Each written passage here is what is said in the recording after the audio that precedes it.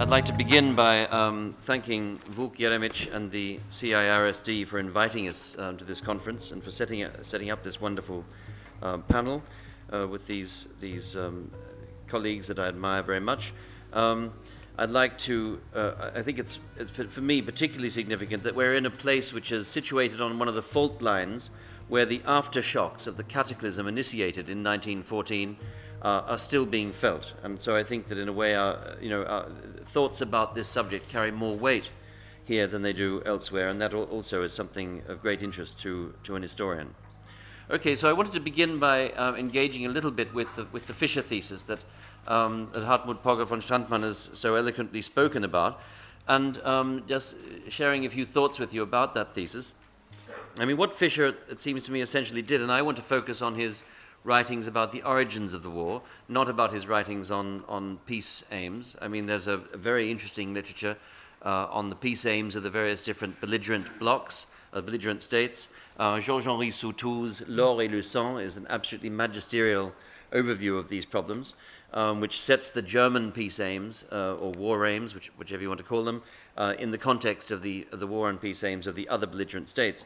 I want to focus on what Fischer had to say about the origins of the war, and as Hartmut rightly says, Fischer initially wasn't very interested in that question. His first book was about war aims, but he then, as the controversy took off around the question of Germany's responsibility for the outbreak of the war, a controversy of tremendous importance for the history of the German Federal Republic in its post-war phase, Fischer got deeper and deeper into the question of the war's origins and of Germany's prominent place in the causes of the causation of that war.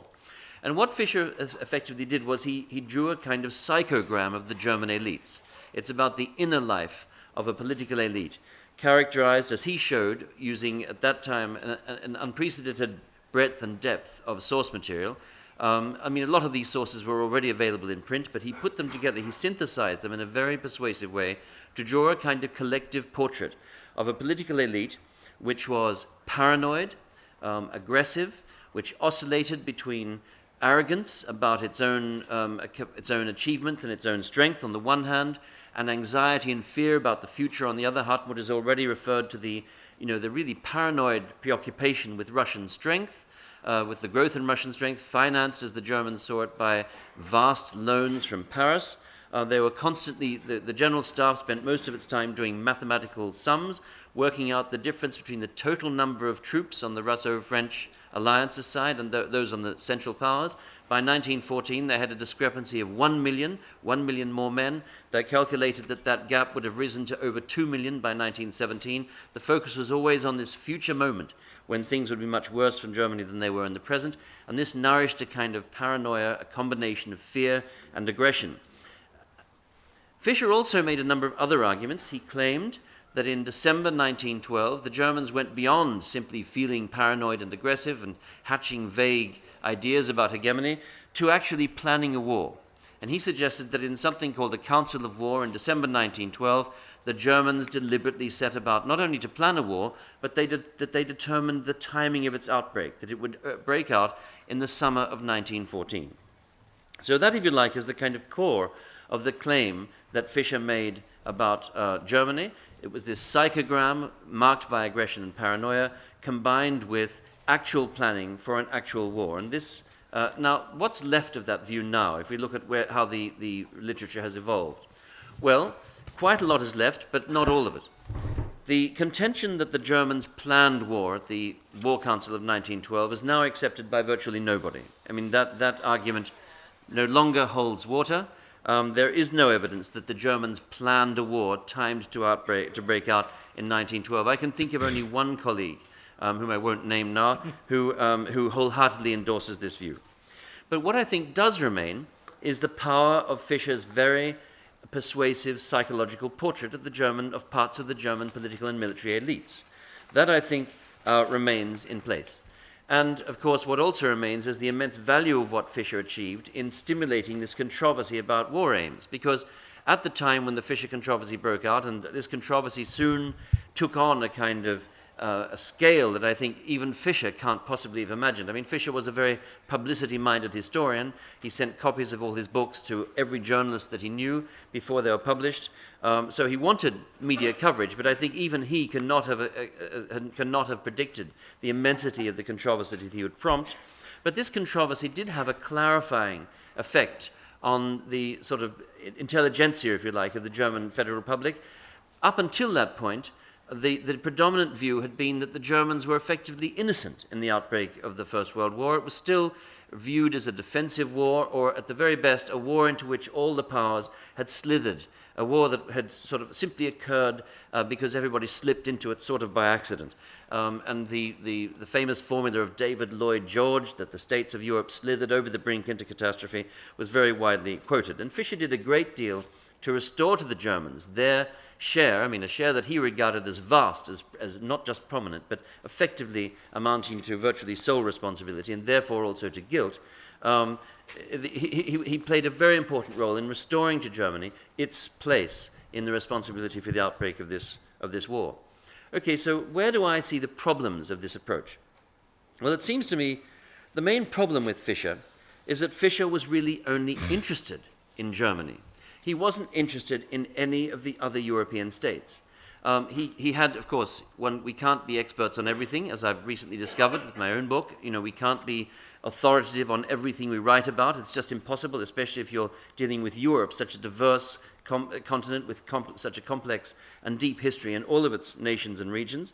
But Fischer didn't even ask his research students to go and work on Russia or France or the other states. He was really only interested in Germany. It was very much a parochial view turned inwards on the Germans themselves, which means that what we now call international relations actually plays virtually no role in Fischer's analysis. It was an analysis about what the Germans were thinking and feeling, and the plans that they were hatching in their councils and in the sort of councils and discussions of the most senior men. So that's part of the problem, and that, of course, is connected with the moral focus of Fischer's argument. Now, Fischer had very good reasons for pursuing this campaign for German responsibility as a moral campaign, and some of the most interesting recent writing on Fischer has shown how this campaign for German war responsibility was anchored in his own biography, in his own proximity at one point in his life, something he later deeply and sincerely regretted, to National Socialism, at his desire, as he made clear in various contexts, especially during visits to the United States, to contribute to the process of Vergangenheitsbewältigung, of coming to terms with the appalling moral legacy of the criminality of the Third Reich. But the problem with a morally driven focus of this kind is precisely that it narrows the field of vision. Above all, it excludes from view the multilateral character, the multinational, multi-state character of the crises that made European peace more and more fragile. That seems to me it's the deepest problem about this argument. Another problem is that it assigns very high levels of consistency and cohesion to the German decision-making apparatus, suggesting that plans were hatched, they became a consistent policy of the leadership as a whole, whereas in fact what we know about how the German executive worked, but for that matter how all the European executives worked, is that in fact the executive structures of Europe on the eve of 1914 were extremely openly structured. There were numerous plans being hatched in parallel. It's not the case that all active politicians felt themselves bound by a particular line of policy. It's often very difficult to say what the policy of any one of these executives is at any particular time. And then there's the fact that we simply lose from view the complex triangulations of policy in Europe before 1914. Out of the Fischer Thesis comes an idea that all of European policy is determined in Germany. I'm thinking now about an argument that I had with my colleague John Röhl, a very respected colleague. I have a lot of time for his work. He's done a lot of work on William II, wonderful biography of the Kaiser. And John and I were arguing about this on British radio. And John said, well, the problem with Chris Clark's view of the outbreak of the First World War is it's like describing the solar system but leaving out the sun. And I thought to myself, what an interesting metaphor that is. Germany is the sun. The other planets, the other countries are just planets floating in the orbit, in the gravitational force of this immense power. Now, that is certainly not how I see the affairs of the European continent before 1914. This is a very complex world, peopled by numerous great powers, including one hyperpower, one unipolar dominant great power, which is neither Germany nor Russia, but Great Britain, still the top dog, as it were, in the international system. A world in which every one of these powers had more than one enemy. It was a threat-rich environment for all the participants in this game, if we can call it a game.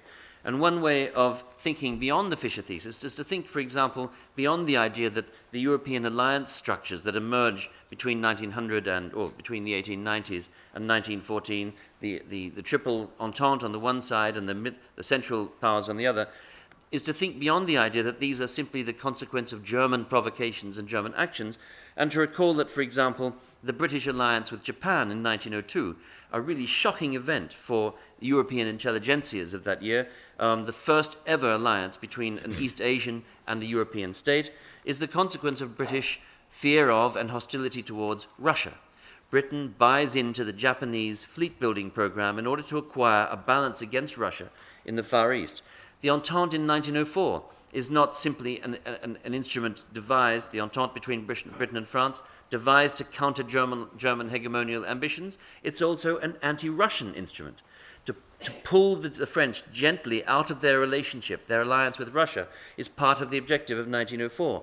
And the UPCOM, the convention between the Anglo-Russian Convention of 1907, is again a power-sharing agreement in Central Asia whose purpose is to appease the Russians, to try and tether them, because the British still see, with good reason, from their point of view, the Russians as a threat to Britain's world possessions, in particular to its possessions in India, which it regards still as the jewel in the imperial crown. And in fact, a lot of the most interesting writing on the crises that come before the world before the World War of 1914 to 18 has been a tendency to globalize the field of vision, to recognize that these stories are not just European stories, that the rising importance of China, for example. Thomas Otte has written a wonderful book about the China question, showing how increasing tension over China produces deepening distrust between Britain and Russia.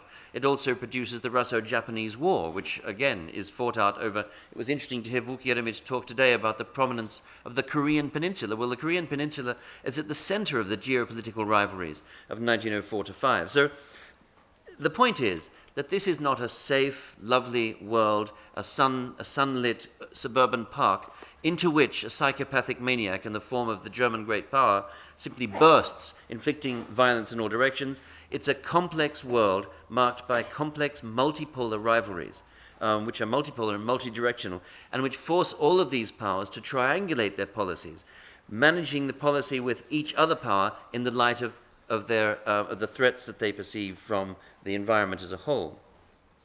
So in my own reflections on this problem, I tried to move beyond the Fischer-centered, or what Sam Williamson Jr. calls the German paradigm, by asking not why did this war break out, because the question why has often essentially meant who.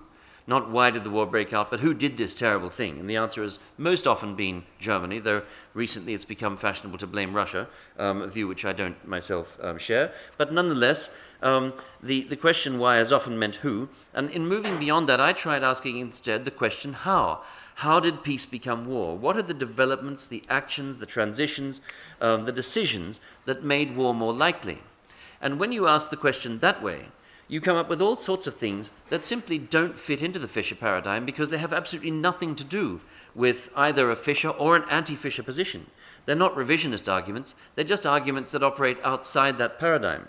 And one example would be to give, in my view, its deserved prominence to the Italian war on Libya in 1911.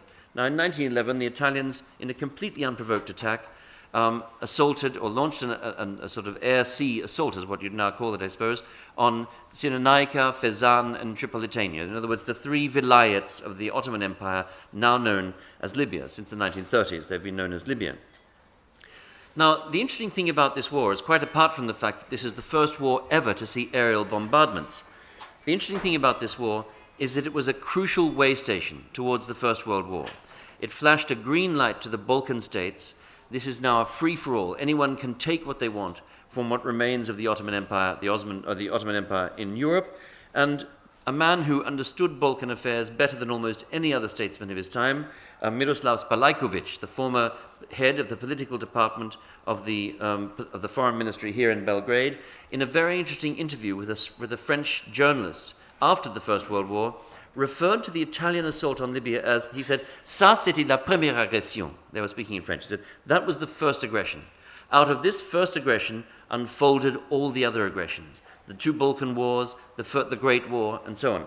And we find Stéphane Pichon, the former French foreign minister, in 1916, reflecting on the outbreak of the war. He too points to the Libyan War of 1911 as a crucial starting point for the fragilization, as it's sometimes called, of European peace. Now, this doesn't mean that I want to suggest the Italians are to blame. We found a new culprit. It's Rome. It's not Berlin. It's Rome. That would be ridiculous, absolutely ridiculous.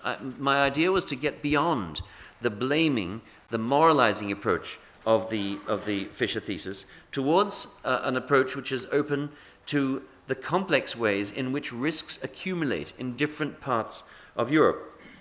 One further example, which I know is contentious and is controversial, concerns the way in which the character of the Franco-Russian Alliance changes in the last couple of years before the outbreak of war. Until the end of 1911, Paris had always warned Russia, under no circumstances will Paris support Russia in any kind of démarche on the Balkans. Paris does not recognize in the Balkan Peninsula a vital interest either for Russia or for Paris. That was absolutely clear, and these warnings were repeated on numerous occasions. In other words, as Patricia Weitzman has pointed out, this alliance, the Franco-Russian Alliance, functioned as a tethering alliance. It wasn't one which escalated the general international environment. It was one which tethered this great power, and Russia did the same to France. Russia warned France, don't think that we will support you in a démarche for Morocco. Russia does not recognize in Morocco a vital interest for France, let alone for Russia, using exactly the same words that France had used in its warnings to St. Petersburg. But that changes in 1912, when Raymond Poincaré, as foreign minister and président du Conseil, the president of the Council of Ministers, begins to assure the Russians that in the event of a conflict breaking out in the Balkans, the French will stand by the Russians, diplomatically, and if the Germans intervene on behalf of Austria following a Russian mobilization against Austria, then militarily as well. And that, of course, is a further step which raises the risk, which fragilizes peace. That does not mean that we found yet another culprit, the French or the Franco-Russian Alliance. Now we have someone new to put in the frame of responsibility, because we know that this expansion of the remit of the alliance was not a war plan. It was not a conspiracy to bring about a war. On the contrary, it was a conception that emerged from France's defensive anxieties. Why is it particularly in this period, 12-13, that Poincaré begins to change the message, to change the signals to St. Petersburg? Not because he wants a war with Germany, but because he fears the growing strength of the German army. He fears Germany's demographic growth. He worries about France drifting into permanent inferiority vis-à-vis its powerful neighbor, whose aggression and paranoia Poincaré well understands. He was a native of Lorraine. He came from Bar-le-Duc, which was overrun by the Germans in the 1870 war. So it's not just that. It's also that the French feel less and less that they can count on the British, because Edward Grey has been disciplined by his own non-interventionists within the British cabinet. He started telling the French, I'm not sure you can count on us. Our hands remain free. You shouldn't count on us. And as they become more and more worried about British support, the French, for perfectly understandable reasons, it's an intelligent policy, begin to cling more and more tightly to Russia, whose power is massively overestimated. Not just by the Germans. I mean, Hartmut's right about that. There's an extraordinary tendency to think of Russia as going through an explosion of military striking power. This is not the case, but that's how it's seen in Berlin. But not just in Berlin. In Paris, too, the power of Russia is hugely overstated, partly because Russia is really going through a period of very rapid industrial growth. But it's the idea that this translates into military power, into military striking power, is, of course, in retrospect, we know, a delusion. But it's a delusion into which all of these policymakers very quickly buy. There's a sort of rhetorical bubble around Russia in the run-up to 1914. Well, how does Serbia fit into this problem? And I know that my writings on this subject have been particularly contentious and particularly open to criticism. And I really just want to restrict my thoughts just to a few points. The first is that I'm just going to mention a particular source, which is a letter sent by Sazonov, the Russian foreign minister, to the Russian envoy, in Belgrade, Hartwig, or Gartwig as he was known, to his Russian colleagues. Count Gartwig is the representative of Russian interests in Belgrade, and Sazonov writes him a letter in 1913, where he says, "Could you please tell Mr. Pasic that the Serbs should stop looking."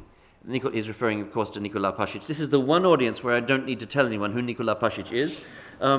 He says, "Could you please tell Mr. Pasic that the Serbs should stop looking to Macedonia for their future promised land? Because in Macedonia, they're only going to wind up getting caught up with the Bulgarians. That is not a good idea. We don't want that. No, they should focus on Bosnia and Herzegovina, the Vojvodina. They should focus on the lands of Austria-Hungary, because Austria-Hungary is dying. The signs of its decomposition can be everywhere to see. This thing is moribund. The future is coming. It's coming fast. There's going to be a bitter conflict, a bitter war. The Serbs should prepare themselves for that. But the future lies in the lands of the Austro-Hungarian monarchy, not in Macedonia." Now, one can see why Sazonov is doing this, and one can understand very well what his thinking is, why he wants to move the focus of Serbian policy away from Macedonia. It makes sense. It's the old Leaguist policy, the Balkan League policy, which enables Russia not to have to choose between its friends on the Balkans, Bulgaria and Serbia. But surely this was also a risk-enhancing initiative. It was a risk-enhancing initiative to allow Serbia to see Serbia as a kind of client. Now, we know that Serbia to my knowledge, has never been a client of anyone. And this is a mistake when great powers think that they can secure the services of client states, that the clients are never in fact clients. That's a mistake that is presumably going to continue being made by our political leaderships, though one hopes one day it will stop. To this one has to, so in other words, I want to make a key point here. Yes, Serbia was passing through a period of political turbulence at this point. The evidence of that is clear. We have the priority crisis of 1914, where there's a severe breakdown in civil-military relations. But this does not mean that Serbia was a rogue state. I've never ever claimed that Serbia was a rogue state, though it's been claimed about me by people who I can only assume have not read my book. That is, it was not a rogue state, and I have never claimed that it was. It was a European state which had, of course, an issue with some out-of-control elements within its own intelligence apparatus, networks operating under only partial control of the state authorities, but it was not a rogue state. Nevertheless, it's true, I think, that here too, in the Balkans, one can see risks accumulating. And of course, here we're up against the limits, if you like, of the moral approach, because the point about the political operations of the Serbian, what we might call a Serbian irredenta, Serbian nationalism, Serbian networks, national networks at this time, whether they're operating within Serbia itself or in Macedonia or in neighboring Bosnia-Herzegovina. The point is, it was not wrong for Serbs, for the Serbian state, to seek to expand Serbia's national boundaries, because the Serbs were not seeking anything that the Italians and the Germans had not already achieved. The Italians and the Germans had established nation-states by means of war in the 19th century. It's not for nothing that the Journal of the Black Hand called itself Piedmont, right? This was, the model was the Italian Wars of Unification. So the point I'm making here is that Serbia is simply part of a default European setting, the pursuit of a national home, a national framework, if necessary, by a process of military conflict and through violence.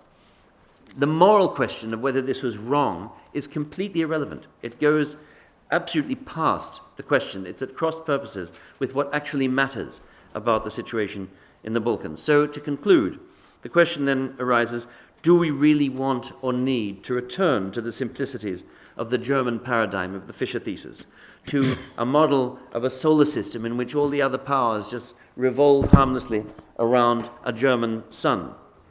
Well, it seems to me that this is not the way our thinking should be evolving. There's a reason why we're all sitting here talking about the origins of the First World War. There's a reason why after 100 years we're still puzzling over it, and it has nothing to do with the anniversary, though it does have to do with the fact that the problems we experienced and failed to master in 1914 are still with us. And this is something that Vuk Jeremic rightly hinted at in his comments. He rightly referred to the fact that we're once again in a multipolar, complex world marked by low levels of trust, high levels of paranoia, and a multilateral environment of threat where everybody sees more than one potential adversary. So my argument, my plea would be to take the complexity of the events that brought war in 1914, to take that complexity seriously and not to fall back into the comfortable certainties of a world where we know who's to blame. We can point the finger, pleasurable as it is, to point the finger at the man in the dock and say, we have the culprit. It seems to me that is not the way to understand what happened in 1914, and certainly not a good way to understand what may happen in the future that our own present has in store. Thank you very much.